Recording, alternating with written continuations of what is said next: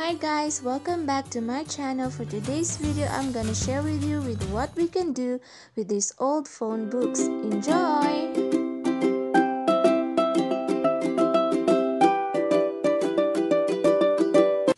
So ito na nga guys, pumunit muna tayo ng 5 pages at itabi muna natin.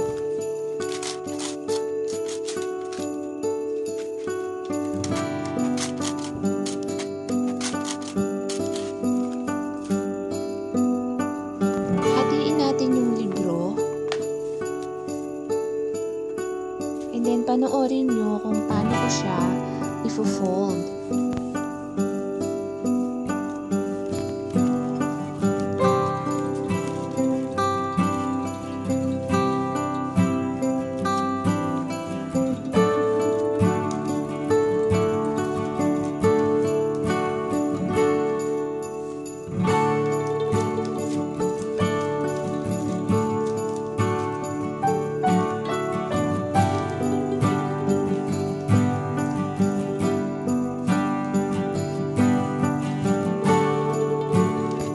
I-fold natin siya hanggang sa maubos yung lahat ng pages.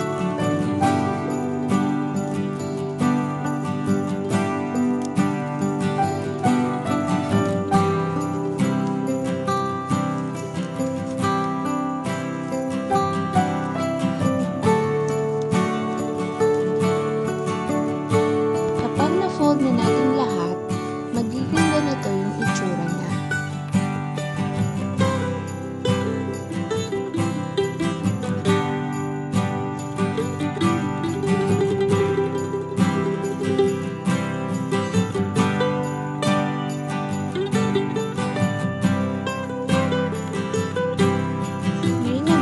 Sa 5 pages na tinabi natin, yung 4 doon ay tutupiin natin ng paganito.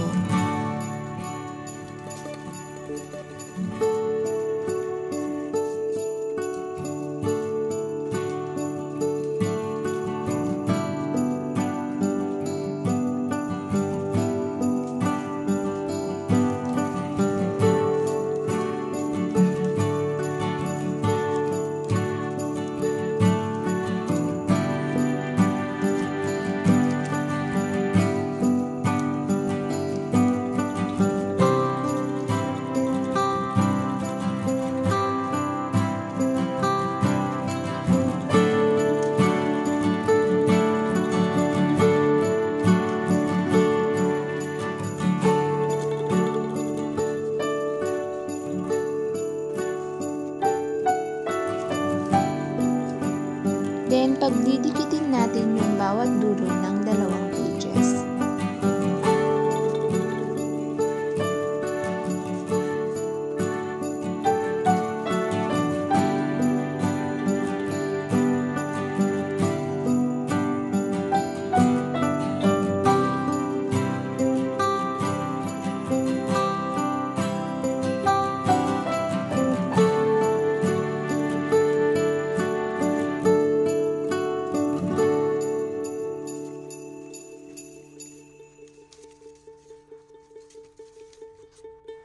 Kapag napagdikit na natin, pwede tayong gumamit ng stapler para maging ganito yung itsura niya.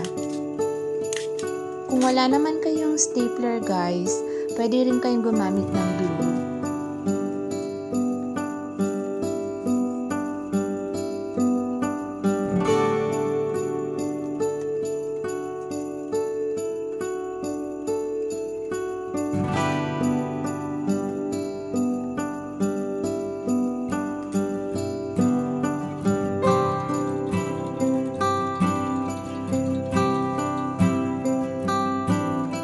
Then, idikit natin ito sa tuktok ng finold nating book.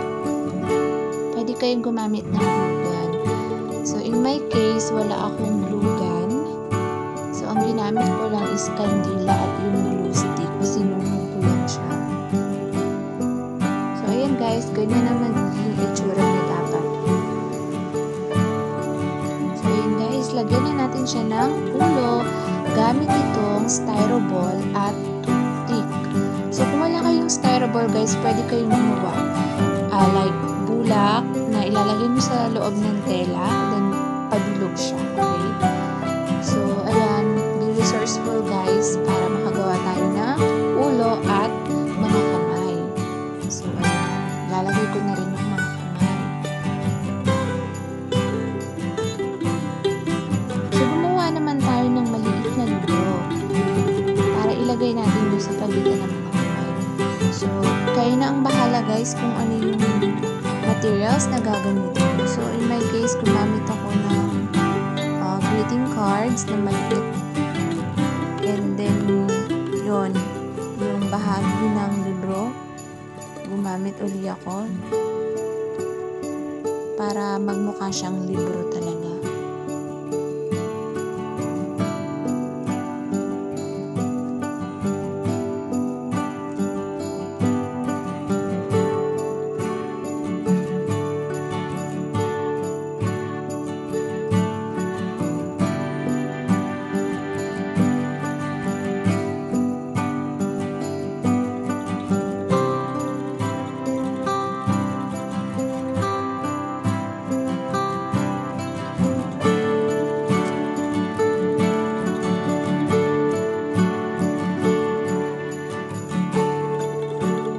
Siyempre, lalagyan natin ng design yung libro.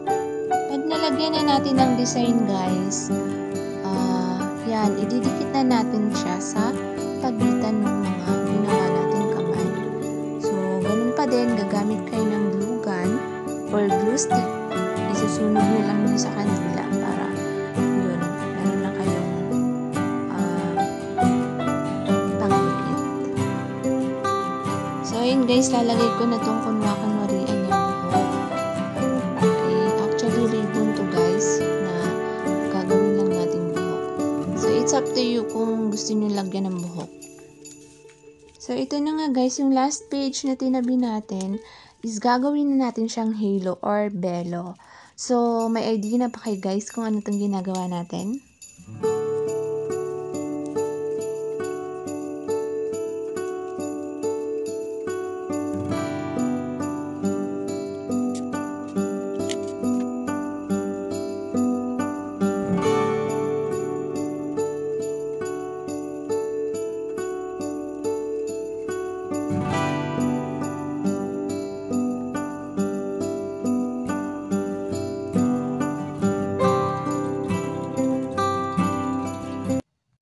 Tama ka dyan sa naiisip mo. It's an angel!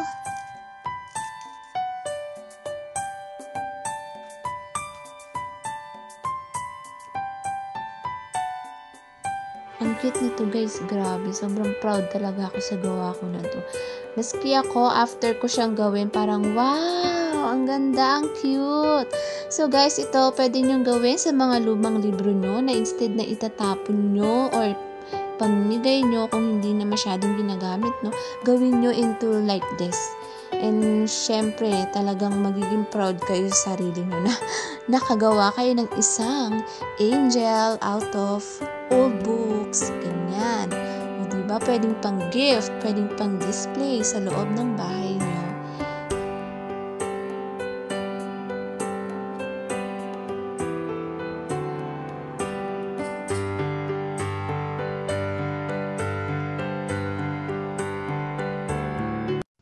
Thank you for watching. Kung nagustuhan mo ang video na ito, please like, comment, and subscribe.